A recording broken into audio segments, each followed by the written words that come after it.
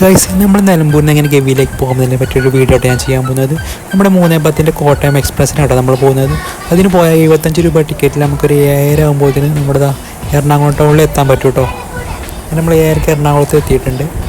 ഇവിടെ നമുക്ക് 11 മണിക്കാട്ടോ ബസ്. അപ്പോൾ നമുക്ക് അത്യാവശ്യം ടൈം ഉണ്ടായതുകൊണ്ട് നമ്മൾ എന്തെട്ടി ഒരു മെട്രോ പിടിച്ചിട്ട് നമ്മൾ നേരെ നമ്മൾ ലുലു മാളിലേക്ക് പോകാം കേട്ടോ. ജസ്റ്റ് ലുലു മാളിൽ കയറി അവിടെ ജസ്റ്റ് ഒന്ന് കറങ്ങി പോന്നു.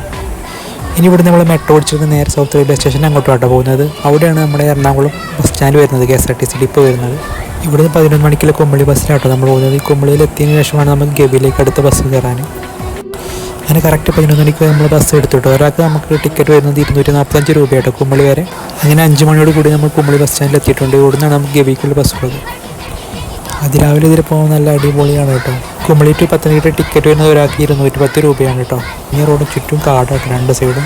നമ്മൾ അത്യാവശ്യം മുമ്പോട്ട് പോയപ്പോഴാട്ടോ ഒരു കാട്ടുപോതിനെ കണ്ടത്. അപ്പോൾ നമ്മൾ ഡ്രൈവറായിട്ട് നമുക്ക് വേണ്ടിയിട്ട്